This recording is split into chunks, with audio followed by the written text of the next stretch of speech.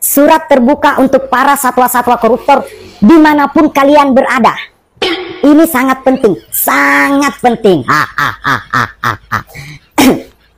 Berhubung karena ada 16 ekor rekan kalian yang tertangkap terkait kasus korupsi di lingkungan pertambangan timah senilai 271 triliun, maka dari itu saya menghimbau, jangan panik ya. Jangan sampai gara-gara satwa koruptor yang 16 ekor ini konsentrasi kalian pecah. Terkhusus buat oknum-oknum pejabat yang terlibat, baik itu yang memberikan izin, yang memberikan perlindungan, yang menerima gratifikasi, suap, maupun yang menerima aliran dana siluman tersebut, mulai dari oknum kelurahan sampai ke kementerian, oknum keamanan dan penegakan hukum, artis-artis dan influencer dan lain-lain. Pokoknya siapapun itu yang terlibat kasus ini, saya himbau supaya untuk sementara kalian kembali dulu ke wujud asli kalian, yaitu satwa-satwa sesuai spesies masing-masing ya. Yang tikus kembali dulu ke tikus, yang biawak kembali dulu ke biawak, begitupun yang komodo, babi, buaya, kelelawar dan lain-lain. Pokoknya kembali dulu ke wujud asli kalian masing-masing ya, untuk menghindari hal-hal yang tidak diinginkan. Untuk sementara penyamaran kalian sebagai manusia hentikan dulu. Demikianlah penyampaian penting yang saya sampaikan. Terima kasih. Harvey Moise, suami dari Sandra Dewi, punya duit cash sebanyak 76 miliar di rumahnya. Itu kalau duitnya 100 ribuan semua, artinya dia punya 760 ribu lembar. Dan uang 100 ribuan ini panjangnya 151 mm.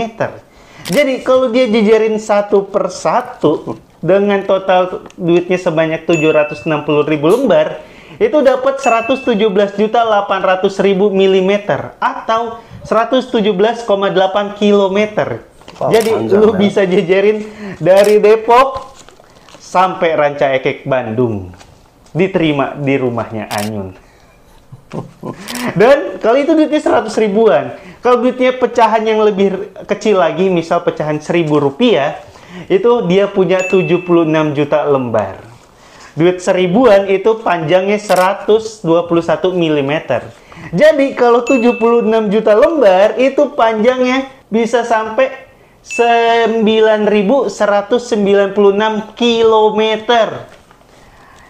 Itu bisa dijejerin dari Depok sampai Rangkas Bitung lewat, Pandeglang lewat, Bojong Kidul lewat, Gunung Krakatau gua lewatin.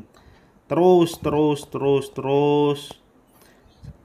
Samudra Hindia, Kenya lewat, Uganda lewat, luar negeri ya, sampai Rwanda juga lewat dan berakhir di Kongo. Gila guys ya, punya duit cash sebanyak 76 miliar di rumahnya ya.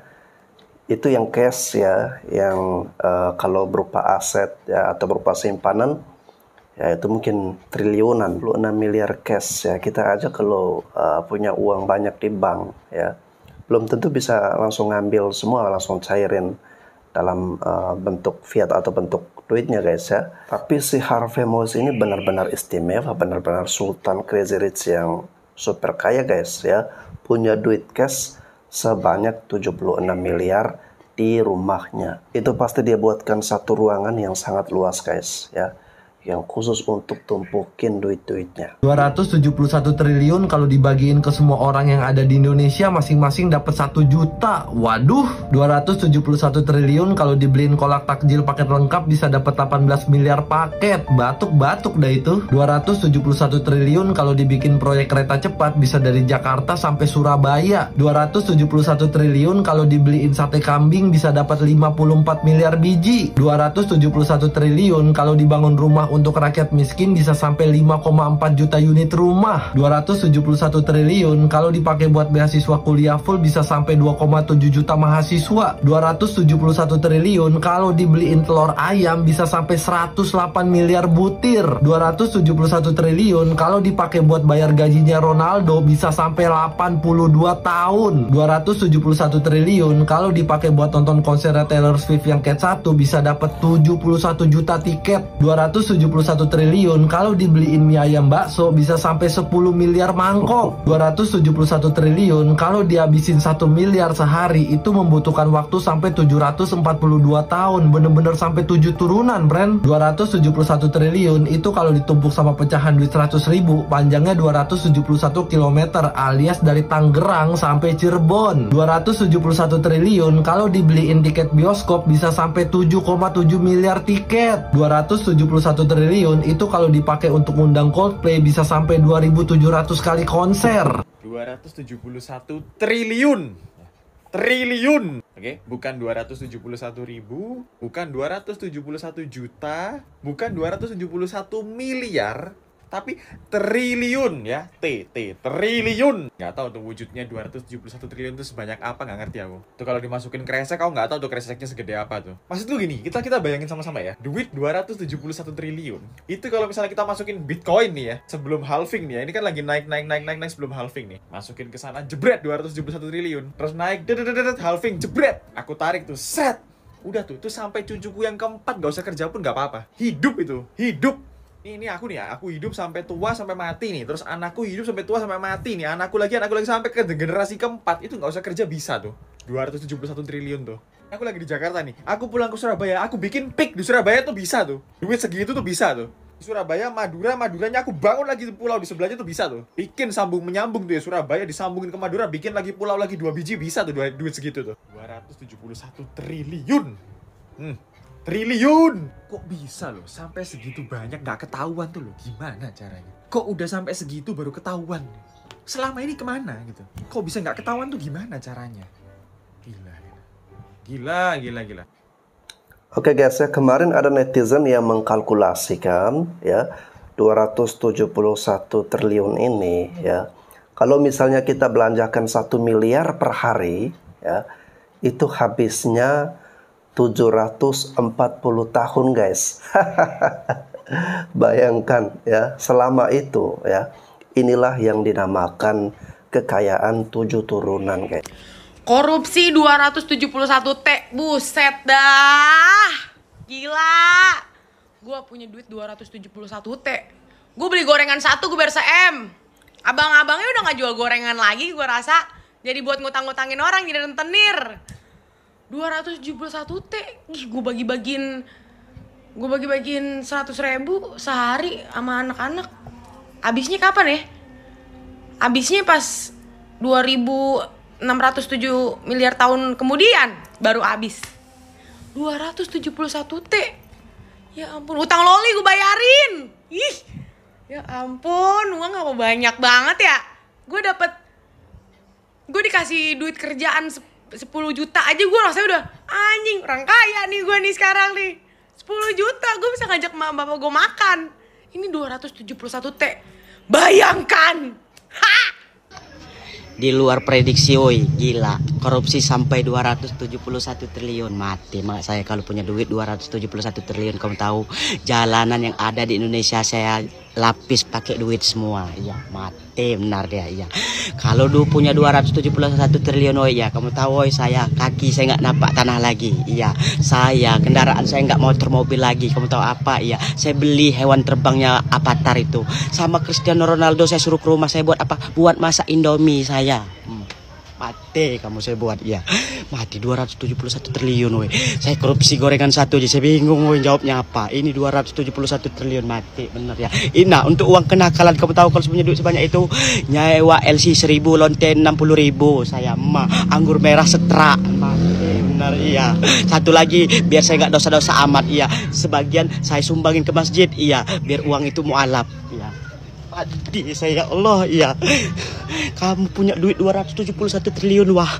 Mau ngapain aja bebas, iya. Cebok pakai air susu kamu. Nah, kamu bayangin kamu, iya. mati benar saya ya. Kenapa kamu nggak korupsi? Ngajak saya coba kerjasama sama saya. Iya, saya taruh uang itu di kamar aman. Iya, inilah kalau nggak ngajak saya ya. Entah saya. 271 triliun. Ay, sibal. Oh mainan deh kore. Bisa lu begitu. Itu korupsi bukan tanggung-tanggung lagi. Emang kagak mau rugi. Nah yang anehnya lagi gitu kan, kok bisa? Pertanyaannya kok bisa? 271 triliun. 1 triliun aja udah 1000 miliar. Bagaimana ceritanya kok bisa? Ay, sibal, oh mainan dari Korea. Gue udah nggak habis pikir tuh. Itu duit mau dibawa kemana? Pantes aja itu pas nikah meriah ya. Oh begitu permainannya. Oh, kalau misalkan kayak begitu berarti Sandra Dewi, apa Dewi Sandra sih? Sandra Dewi milik masyarakat juga tuh. Gimana tuh ceritanya? Berarti rumahnya juga milik masyarakat juga. Cuma yang nggak anehnya lagi tuh Sandra Dewi itu milik masyarakat juga. Sibal, oh mainan dekore patungan. Mbak, tolong dong mbak, duit yang di garasi yang numpuk-numpuk itu dipanas-panasin deh, takut basi. Aduh, kuku gue kependekan lagi. Aduh sakit. Mbak, tolong dong pesenin tiket aku ke Singapura ya. Aku mau ke Mount Elizabeth, mau minta betadine sama dokternya. Mbak, toren air yang di atas udah diganti airnya sama Equil. Saya mau mandi nih, cepetan. Mbak, tiket saya yang ke India udah dipesan kan? Saya mau buru-buru ke India, mau balik nama Sungai Gangga.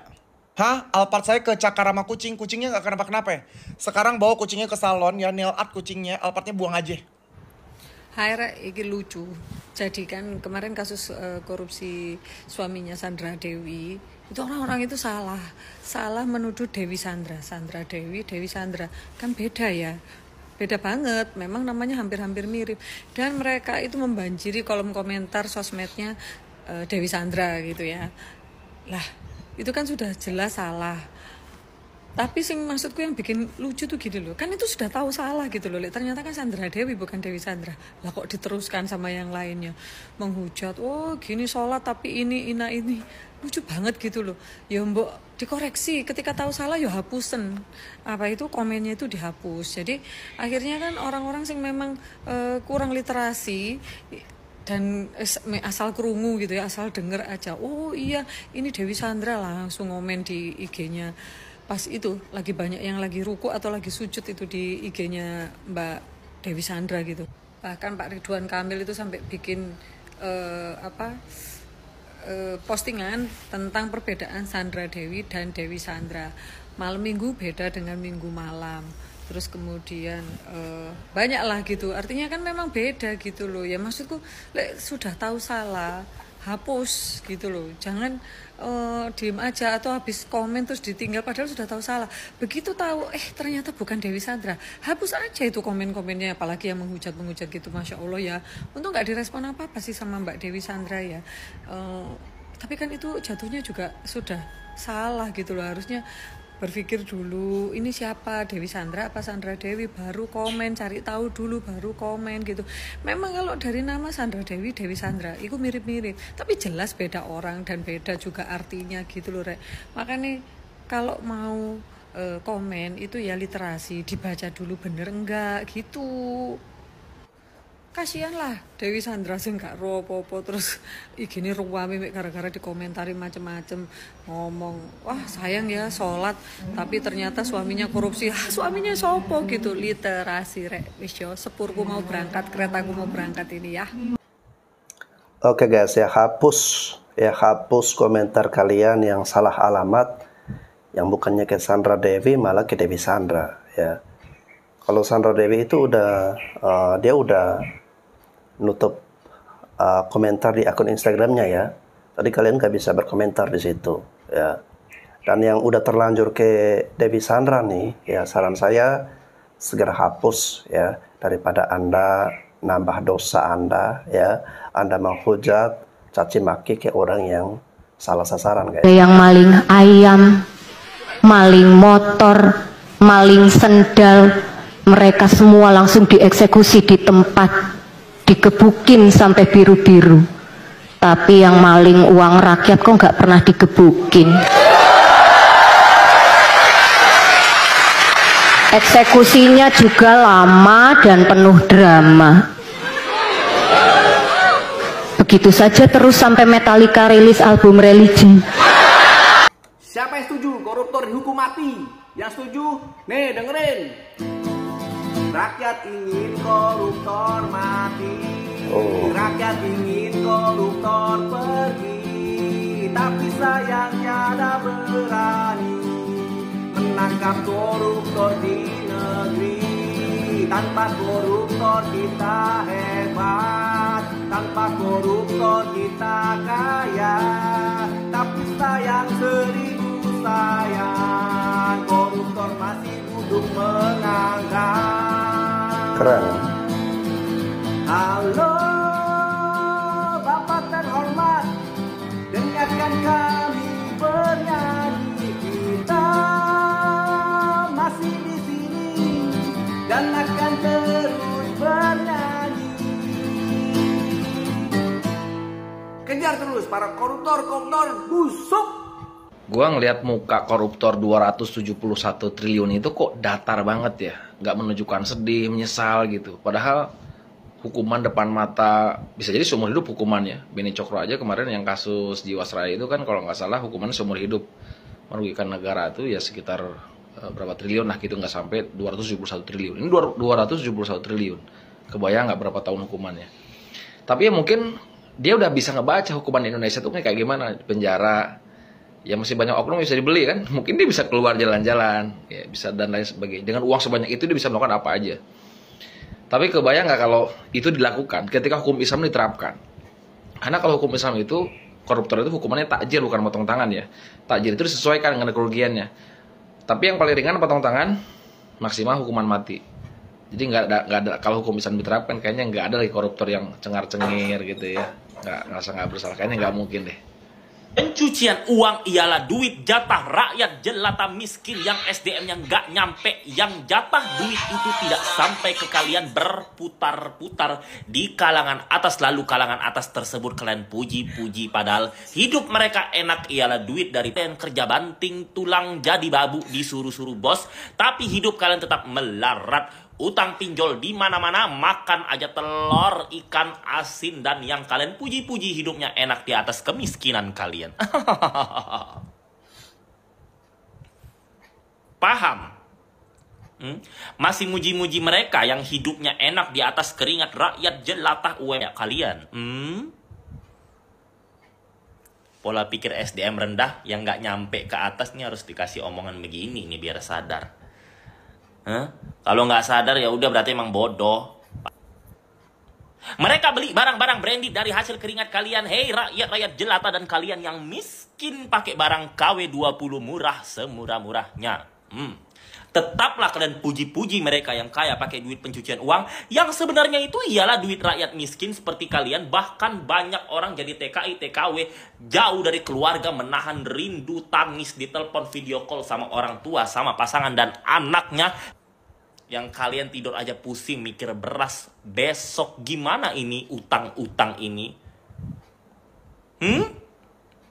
Hidup mereka enak kaya raya dan kalian melarat hingga tua. Itu artinya.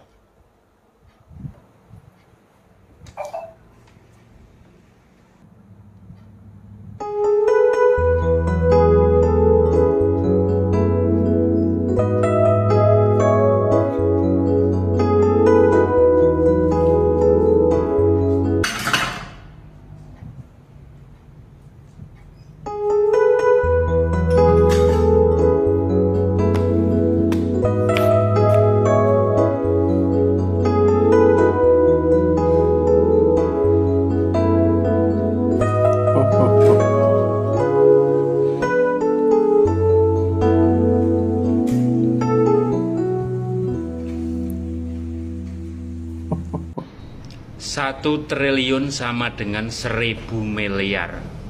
Kalau kita nabung dalam satu hari 1 miliar, itu kita baru bisa ngumpulin uang 271 triliun dalam waktu 271.000 hari, alias 742 tahun. Nah, Sekarang bantu saya bagaimana cara memindahkan uang 271 triliun itu ke nomor rekeningku. Nanti aku traktir kalian makan-makan di restoran mewah dan aku kasih THR. You understand, Wir? Andai gue yang korupsi duit negara 271 triliun. Ada orang korupsi sampai 271 triliun. Buset, 1 triliun aja isinya 1000 miliar. Gua kalau punya 271 triliun ya, kasusnya si abang-abang yang kemarin nabrak mobil di gerbang tol Halim, gue kelarin sama gue.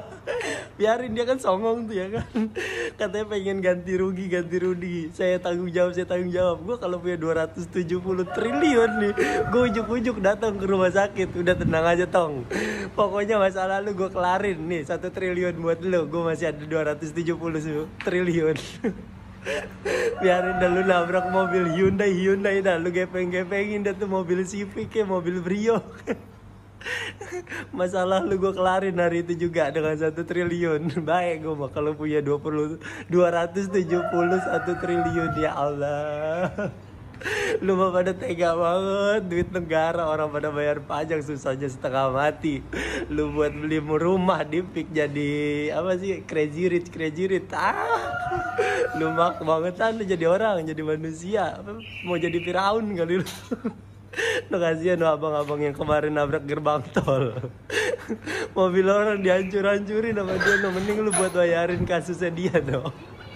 Korupsi tambang merugikan negara 271 triliun. Loh, kok baru ketahuan? Halo, Mas suami artis penggeruk sumber daya alam. Orang besar di balik kalian itu pejabat Konoha juga ya? Halo juga Bapak Menteri ESDM Konoha yang sangat berguna. Gimana kabarnya Pak? Gak usah lah ya kan ngurusin tambang ilegal. Mending kampanye ya kan Pak? Halo pihak kementerian yang pura-pura gak tahu. Udah panik belum? Ya sudahlah, berita seperti ini tidak perlu dibesar-besarkan. Kasihan lah, menteri kita lagi hidup enak-enak. Jangan disadarkan nanti. Udah tugasku. Cuma 271 triliun kan? Konoha masih luas. Pejabat Konoha santai. Masih banyak kekayaan alam yang bisa kalian keruk. Jadi ya janganlah hukum mati koruptor. Janganlah. Nanti siapa yang mimpin kita? Kosong pemerintahan kita nanti. Udah gini aja. Kan kerugiannya 271 triliun. Udah, dendanya cukup 1 miliar. Kalau rakyat jelata wajar kalau di penjara 20 tahun. Kalau crazy rich 1 tahun cukup. Nanti keluar dari penjara masih kaya. Jadi gimana? Enak kan jadi tokoh papan atas? Orang lokal aja nggak bisa ngelola sumber daya alam sendiri karena ada undang-undang. Kalau public figure enak. Tinggal cari backingan, pencitraan di media, terus habis. Tapi kata netizen, orang-orang seperti inilah yang perlu dimiskinkan. Undang-undang perampasan aset itu penting. Loh, tapi di Konoha Multiverse Bumi 212 itu tidak penting. Karena di Konoha selagi ada relasi habis miskin, kaya lagi. Karena dari awal tambang ilegal itu bupati tahu, gubernur tahu, kepolisian tahu. Kan prinsipnya batanya bata bagi rata. Di Konoha, bukan di sini. Saat kamu semewah apapun resepsi, bahkan sampai dilakukan di Disneyland, itu semua cuma fantasi. Setelah itu, ya kita harus berhadapan kembali dengan reality. Dari kasus ini, saya pengen ngajak teman-teman untuk merenung bentar. Sebenarnya apa sih yang kita cari selama ini? Bukan soal 271 triliunnya ya, tapi mau dibawa kemana arah pandangan kita ngelihat dunia. Saya pernah diomongin seorang guru begini, lek pengen sugih nemen, rumusnya cuma loro. Lek gak bujuk, ya maling. Zaman saya itu gak usah golek akeh, golek selamat lah. Di situ saya punya pertanyaan, masa iya sih nggak bisa kaya tanpa melakukan 2 hal tadi? Terus dijawab sama guru saya, ya kalau kamu pengen normal, yang kamu dapat rasa cukup dan penerimaan. Butuh waktu yang gak sebentar buat saya untuk memahami kalimat tersebut. Dan ternyata benar, ketika saya mulai banyak ketemu private client dari kalangan orang kaya dan pejabat, saya lihat sendiri bahwa banyaknya harta mereka belum tentu menyelamatkan. Ya mungkin benar, mereka selamat dari kelaparan dan rasa kekurangan. Tapi rumah tangga, anak, kesehatan, dan banyak hal belum tentu terselamatkan. Ada yang sampai tua nggak apa-apa, sehat walafiat, tapi anaknya terlibat kriminal. Ada yang di sosmed mesra sekali, harmonis gitu, tapi di dalamnya berantakan. Ada yang hartanya nggak kurang-kurang, tapi batinnya disiksa pelan-pelan dan berujung perceraian. Saya cerita dikit ya teman-teman. Saya terlahir dari keluarga yang biasa-biasa aja. Ibu saya lulusan SD, bapak saya SMA. Ibu saya jualan es campur dan kacang hijau untuk menghidupi anaknya, bapak saya ikut orang untuk biaya sekolah. Yang menarik dari cara berpikir ibu saya adalah beliau jualan dengan kualitas sebaik mungkin, dengan keuntungan yang nggak terlalu banyak. Yang penting orang nggak kecewa sama produknya. Sampai sekarang tetangga saya itu masih suka bilang, pokoknya es kacang hijau ibumu itu paling top di daerah sini. Padahal ibu saya udah meninggal tahun 2006. Nah, singkat cerita, dari keuntungan kecil itu, kita bertiga sebagai anaknya bisa tumbuh. Bisa jajan, bisa beli apapun walau gak bermerek. Dan yang paling ultimate, kita bertiga bisa masuk di sekolah favorit SMA 5 waktu itu yang terkenal sulit ditembus lewat jalur tes. Kami semua pun masuk perguruan tinggi negeri lewat jalur tes murni, tanpa embel-embel uang ya. Dan kita bertiga sepakat bahwa apa yang kita capai saat itu bukan karena hasil belajar semata, bukan karena kerja keras kita, bukan karena kecerdasan kita, tapi karena sumber uang dan ketulusan di balik prosesnya. Well, saat ini kita punya kekhawatiran yang sama. Bisakah kita melakukan yang lebih baik daripada itu kepada anak-anak sendiri? Bisakah kita mencari uang lebih bersih untuk keselamatan banyak hal? Bisakah kita nggak tergoda untuk rakus dan serakah demi memenuhi semua keinginan dan fantasi? Kita bisa kok nyekolin anak ke sekolah yang mahal dengan uang. Tapi soal hasil ya belum tentu. Kita bisa beliin apapun demi nyenengin keluarga pakai uang. Tapi soal kualitas hubungan, ya tunggu dulu. Bahkan kita bisa pergi ke tanah suci dengan uang. Tapi soal kembali suci, kita tanya ke diri masing-masing terlebih dahulu. Ya, intinya dalam kehidupan ini kita harus selalu dipenuhi rasa syukur. Ya, syukur Anda masih memiliki mata untuk melihat, ya. Masih memiliki rambut yang kuat, sehat sampai ke ujung kaki pun Anda masih sehat, masih normal, ya, masih bisa berjalan, bisa berdiri, ya, bisa makan, minum, ya. Menikmati, bersyukur akan hal-hal kecil guys, ya. Jangan hanya bersyukur ketika mendapatkan hal-hal besar seperti mendapatkan THR atau mendapatkan duit yang banyak, ya, mendapatkan rezeki nomplok baru Anda bersyukur, ya. Tetapi hal-hal kecil guys, ya, seperti Anda bisa napas saja, ya, itu harus Anda syukuri, ya. Karena napas kita pada saat ini kita bisa menikmati napas yang enak, ya, segar, semuanya lancar, ya, pernafasan kita lancar. Nah, sekarang kalau kita bandingkan dengan sesama kita di rumah sakit yang mungkin mereka kesulitan napas guys, harus dibantu pakai oksigen dan sebagainya, ya, masih lebih baik atau lebih bagus keadaan kita saat ini. Oleh karena itu selalu bersyukur guys, bukan hanya hal-hal besar tetapi hal-hal kecil pun harus senantiasa kita syukuri, ya. Nikmati berkat-berkat yang kita dapatkan, hasil jeripaya kita sendiri, hasil keringat kita sendiri dengan cara yang benar, cara yang halal, ya.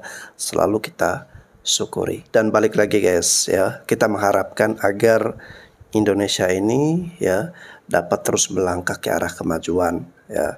Dan kita juga berharap rakyat Indonesia, ya, dari Sabang sampai Merauke semuanya bisa terjamin kesejahteraannya, ya, semakin meningkat taraf hidup yang lebih baik. Dan untuk mencapai itu semua, ya, satu hal yang mesti kita lakukan adalah memberantas korupsi sampai ke akar-akarnya. Harus hilangkan budaya korupsi ini, ya. Kenapa saya katakan budaya? Karena ini selalu terjadi terus menerus, ya. Dari waktu ke waktu, dari tahun ke tahun kita selalu mendengarkan kasus korupsi, ya. Bisa jadi hari ini atau tahun ini, ya, Harvey Mois dan kawan-kawannya. Tapi tahun depan pasti ada lagi guys. Jangankan tahun depan, bulan depan pasti ada lagi berita tentang korupsi, ya. Entah dari pejabat, bupati lah, ya, artis lah, pengusaha dan sebagainya. Pasti ada terus, ya. Karena sudah, ya, itu tadi, karena jadi kebiasaan akhirnya jadi budaya, ya. Budaya seperti ini harus kita hilangkan untuk menyelamatkan bangsa kita, untuk kemajuan negara kita. Oke guys, terima kasih sudah menyaksikan video ini. Sampai jumpa lagi.